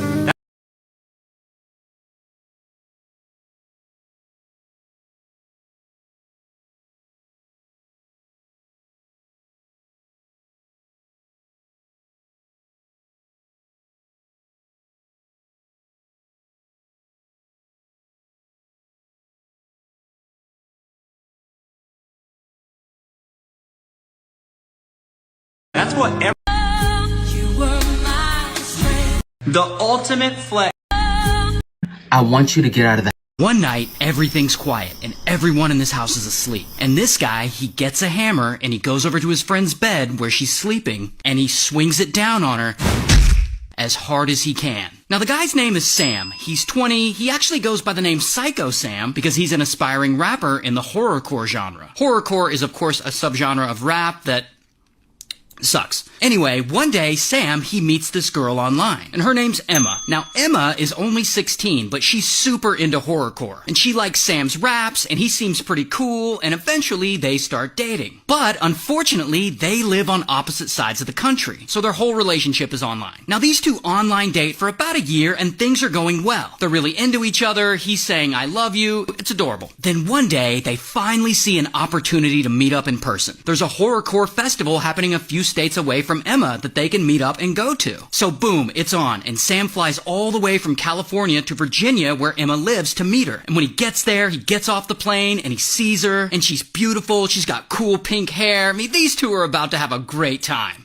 No, they're not, because the moment Emma sees Sam, she's very disappointed. But he's really different from his photos. He isn't actually this cool, badass, horrorcore rap guy. In reality, he's really shy and kind of immature, and honestly, she just doesn't find him very good looking. And she's polite and everything, but poor Sam. He knows she's disappointed. He can see it on her face. Regardless, from there, they go and they meet up with Emma's friend, who we'll call Sidekick. And then all three of them get ready to go to the show. Then, Emma's mom and Emma's dad, who we'll just call Emma's mom and Emma's dad, they drive the three of them out to this horrorcore music festival. So they get to the festival, and the music's good, and a lot of their online friends are there, and Sam wants to spend time with Emma, but still, Emma's not really feeling him. And this is upsetting for Sam. And it's not long before they get into a fight. And I guess this fight is really bad, because Emma ends up breaking it off with Sam. And this just destroys him. He's devastated. So eventually the concert ends, and Emma's mom and dad drive them to Emma's mom's house. Then Emma's dad leaves because they don't actually live together. Emma's mom and dad are divorced. So now you got Sam, Emma, Sidekick, and Emma's mom all in this house. And Sam plans to stay a few more days, and then he's gonna fly back home. But, quietly, Sam has been stewing this whole time. So they all go to bed, and they're in separate rooms. And Sam, he's just lying there, and he's pissed off. I mean, he loves this girl, and now she wants nothing to do with him. And later, around 3 a.m., he's still up, and everyone else is asleep. And he gets up, and he searches the house, and he finds a ball-peen hammer. And then he creeps over to the couch where Sidekick is sleeping. He's so angry about the whole situation, he swings the hammer down on her, and it unalives her instantly, before she can even wake up. Then he goes upstairs where Emma's mom is sleeping, and he does the same thing to her. And finally, he creeps over into Emma's room, and she's there sleeping peacefully, and he does the same thing to her. Then, a few days go by, and Sam is still there in the house with the bodies. Now, Sidekick's mom, who we'll just call Sidekick's mom, she hasn't been able to get a hold of Sidekick for a few days, and she's getting worried. So she calls police to go over there to do a welfare check on her. Then police show up to Emma's house, and they knock, and Sam answers the door. But officers, I guess, don't see or smell anything wrong. So they just ask him a few questions, and then they leave. But Sidekick's mom is not satisfied with this. She knows something's wrong. So she calls Emma's dad, and she asks him to go over there and check. And Emma's dad's like, "Sure, I'll go over there and check on him." So Emma's dad drives all the way over to his ex-wife's house, and then he walks in the front door, and he doesn't see anything wrong. It's super quiet. Then suddenly, Sam sneaks up behind him with the hammer, and pow! Right in the back of the head. And of course, Emma's dad doesn't survive that attack. Then Sam grabs Emma's dad's car keys, and he steals his car and he drives it to the airport. Now, I'm not exactly sure how this happened, but on his way to the airport, somehow, Sam veers off the road and gets the car stuck in a ditch. So then a police officer and a tow truck driver show up to tow him. And the officer writes him a ticket for crashing his car in the ditch, but whatever. The tow truck driver ends up giving him a ride to the airport. Meanwhile, Sidekick's mom is still at home, and she's still freaking out. Because now she hasn't heard from Emma's dad in a while, so she calls the police again. And police are like, "Fine, we'll go over there again. And police go back to Emma's house to do a second welfare check, and they get there, and this time it immediately smells like bodies. So immediately police call this in, like, okay, we're looking for this Psycho Sam guy. And the officer who wrote Sam the ticket for crashing the car in the ditch is like, hey, I think I just wrote that guy a ticket for crashing his car in the ditch. So police rush to the airport, and they find Sam there, sleeping in the terminal, waiting for his flight. So they arrest him, here's his mugshot, and then Sam goes to trial, he pleads guilty, and he gets life. Anyway, here's some of his music. The evil voices, they're in my head. They wanna... Their breath was smelling delightful this one night.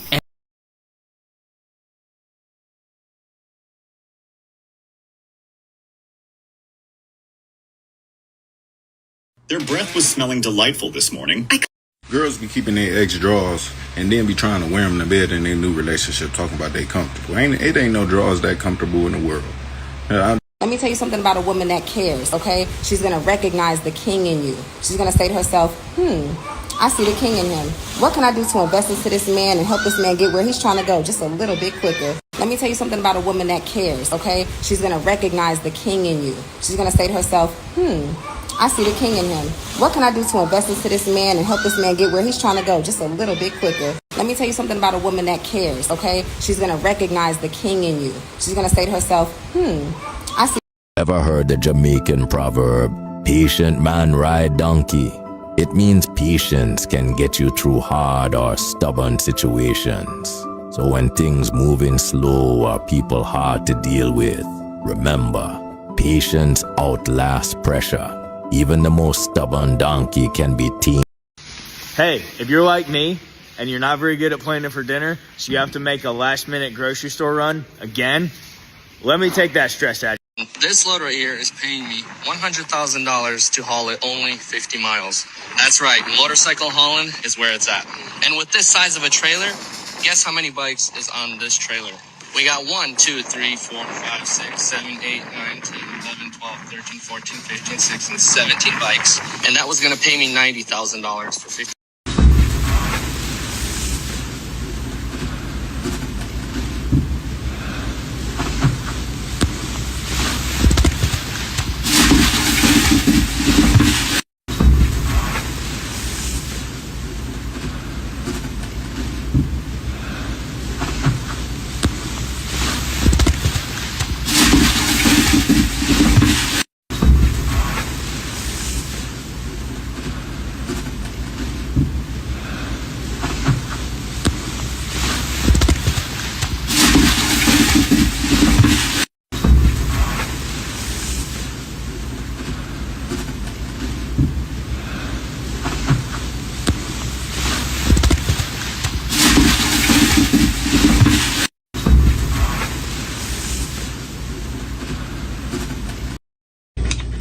Ever heard the Jamaican proverb, patient man ride? This corn rib boil, you never had corn like this? Grab the meat. This is your reminder. Nothing wrong with loving the right person too fast. But the big major problem is when you love the wrong person too long. And that's a problem. So this guy, you know what? You're gonna think I made this story up, cause it is wild. Now the story is about this guy, James, and James is 35, living in a small town in West Virginia, and he's kind of an awful guy. Like, he drinks a lot, he abuses his wife. But one night in 1983, James gets what's coming to him. Because it's late, and he comes home from the bar drunk, and he decides his wife needs to make him a snack. His wife is this woman, Cleo. And Cleo's 35. And so he yanks Cleo out of the bed because it's the middle of the night and she's asleep, and he's yelling at her, "Make me some food!" And so she makes him some soup. But then he gets mad that the soup is too cold, and grrr, he slings the bowl across the kitchen and bam, it smashes against the wall. Then he notices their wood stove had gone out, so he's all pissed off about that too. And this causes a whole big fight, and he's like roughing up Cleo, and he's chasing her around, and he's dragging her. It is awful. Now by this point, all this wakes up Cleo's son, We'll call him 17, because he's 17. And 17 is James's stepson. And I guess 17 tries to intervene, and this turns into an even bigger fight. And so James ends up roughing him up too. And pretty quickly, James has Cleo and her 3 sons sitting at the kitchen table, and he's berating them, all while holding a huge kitchen knife and shaking it at them. Then he grabs a .22, and he starts waving it around, screaming at them. Now, all this screaming wakes up this woman, Cleo's mom, who we'll call Grandma. And Grandma is 55, and she lives next door. And so she wakes up, and she runs over, and she sees James waving the .22 around, and she eventually tries to grab it from him, and a struggle ensues. But Grandma, she ain't playing around, and she wrestles the .22 away from his drunk ass, and he lunges at her to get it back, and then blam, she shoots him right in the chest. So now James is lying there unalived. And Cleo is like, well, now what are we going to do? I guess they don't want Grandma to go to prison for murder. And so they decide to bury the body in the backyard. And for some reason, they make 17 and his younger brother do it. And so 17 and his younger brother are in the backyard digging this big-ass hole, and eventually the hole is big enough, and they put James in there and they bury him. But now they have another problem. James's truck is there and they need to get rid of it.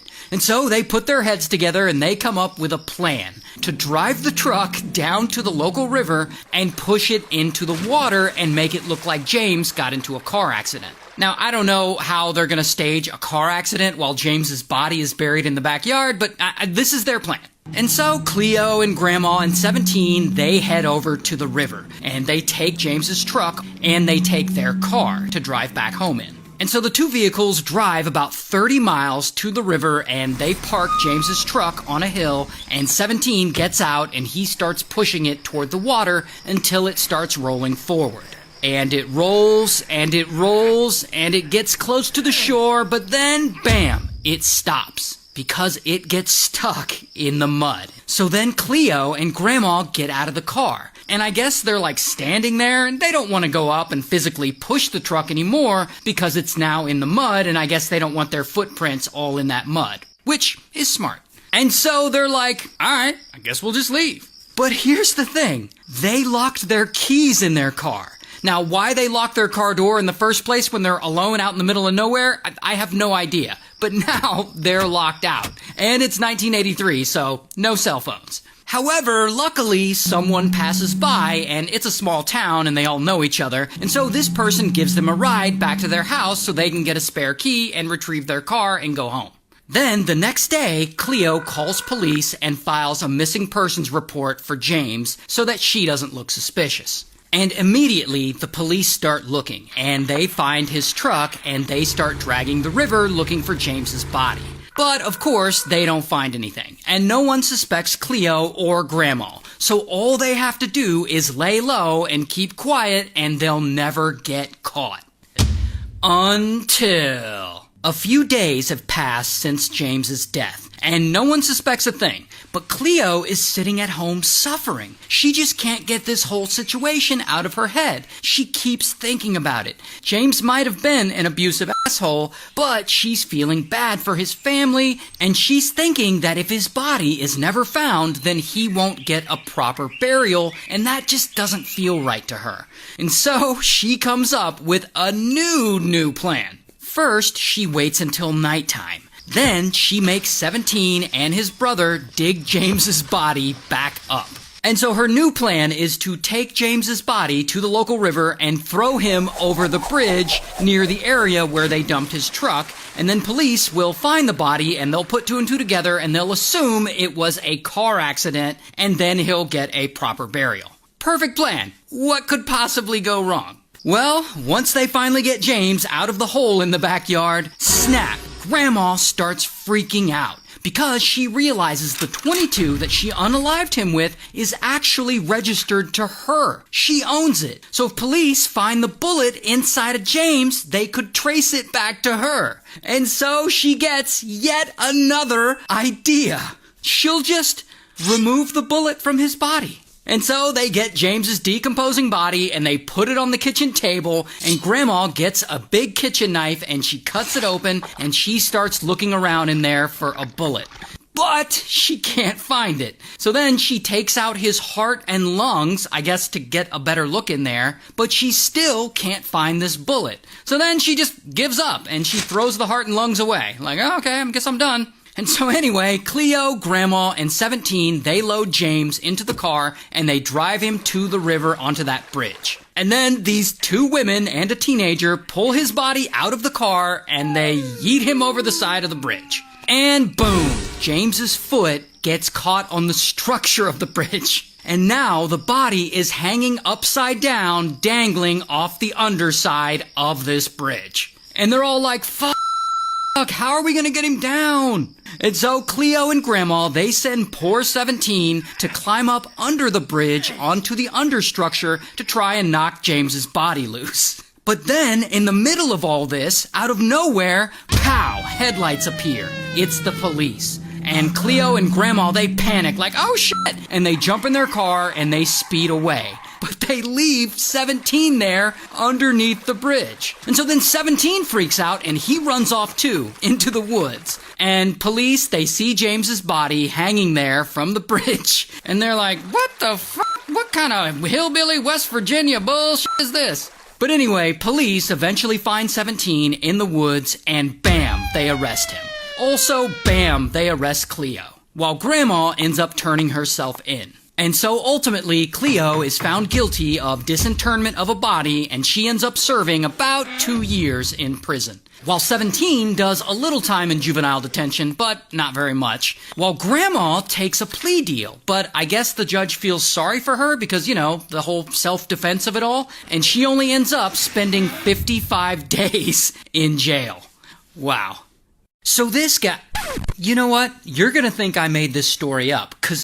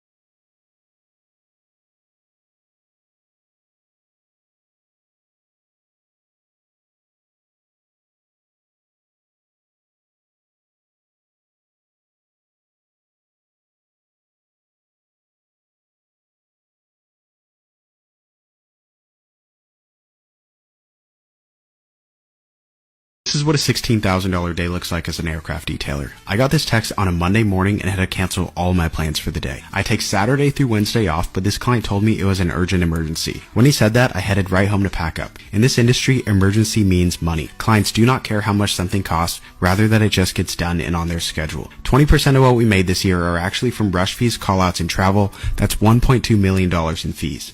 The emergency? They had a flight the next day. This jet is actually made by Mercedes-Benz in the same factory as the G-Wagon and holds the world record flight distance at 20,000 nautical miles. We were called out for a full exterior wash and bug removal. We always start on the front and top, working our way back in sections because the rinseless wash will drip down and we want to avoid letting it dry on the paint. Since we didn't have a lift in the hangar, we had to get up and move the ladder every 5 feet or so, and it was a ton of work. This aircraft actually gets washed every 2 flights, so it wasn't too bad other than some bird poops on top of the engines. In the end, we charged $12,000 for the wash, $3,000 for the rush fee, and $1,000 for travel. Do you think the money's okay? This is what a 16...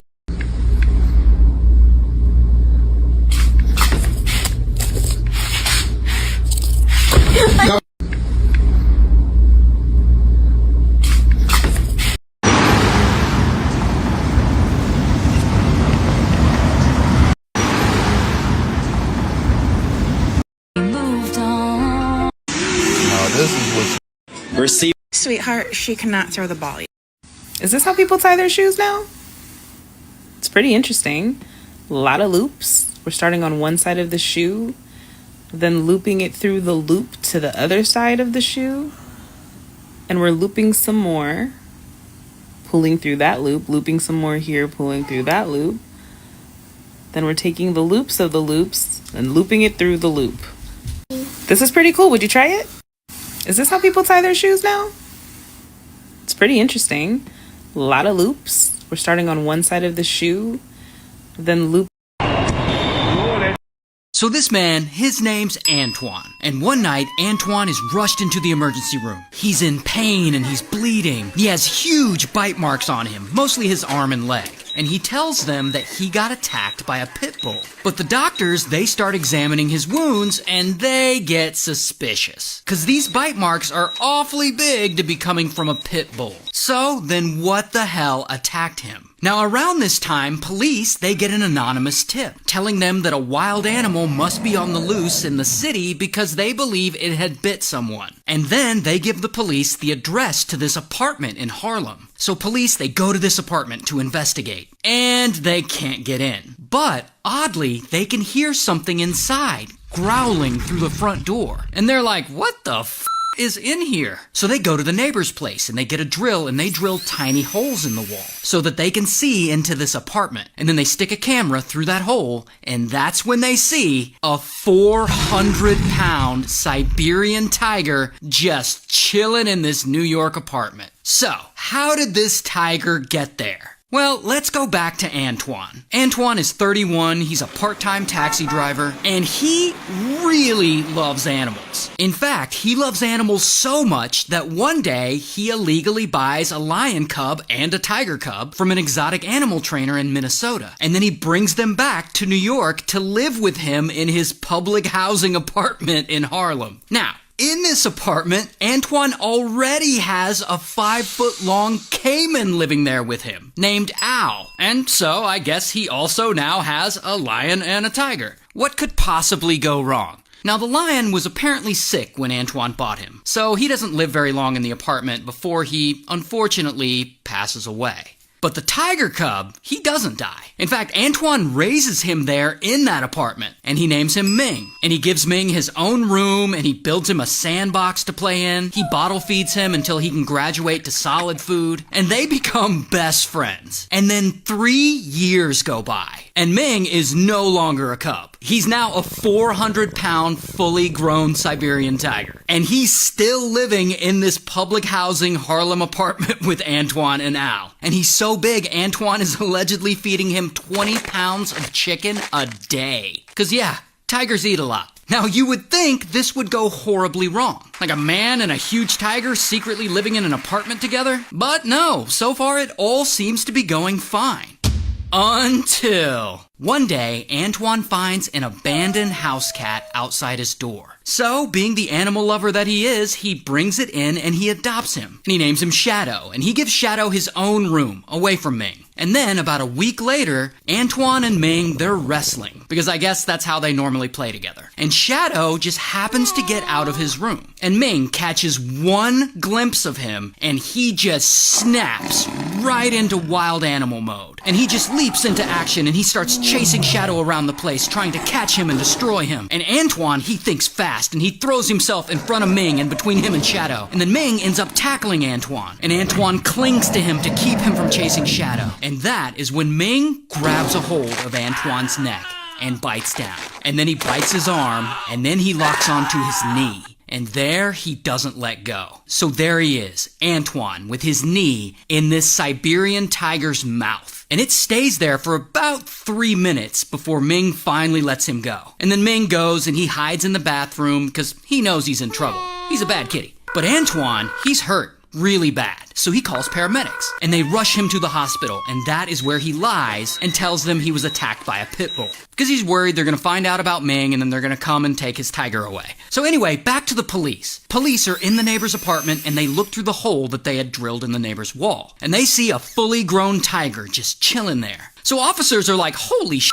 And they have to get together and come up with a plan to get this 400-pound beast out of this apartment without getting eaten. So here's what they come up with. Police has one of the officers rappel down the side of the building with a tranquilizer pew-pew. And he rappels down until he gets to the apartment. And there, at the window, he looks in and he spots Ming. So he aims his tranquilizer pew-pew through the bars of the window, and then boom, he shoots Ming with a dart right in the butt. And as you could probably guess, Ming, he doesn't like that so much. So he gets pissed off and he gets up and he charges at the window and he slams up against it. And at that very moment, someone snaps a photo. And you can see the officer dangling there, and Ming is coming for his ass. But eventually, luckily, Ming does pass out from the tranquilizer. And police, they go into Antoine's apartment and they remove him and Al and they relocate both of them. And then, of course, bam, they arrest Antoine. And I don't have his mugshot, but here's a picture of him in real life. And he gets charged with reckless endangerment and possession of a wild animal. And he goes to court and he's found guilty and he's sentenced to 5 months in prison. So, then what happened to all his animals? Well, luckily, Shadow survived. He actually did not get eaten. Here's a picture of Antoine holding him. And Al, the caiman, he was actually rehoused to a proper animal sanctuary over in Indiana. And Ming, well, Ming was also relocated to an animal sanctuary, one in Ohio that houses a lot of other big cats. And there he had lots of room to run around and play. He had a place to swim, and he had lots of tiger friends. And Ming actually lived there until he was 19, which is old in tiger years. And then, unfortunately, he passed away from natural causes. So this man, his name's Antoine, and one night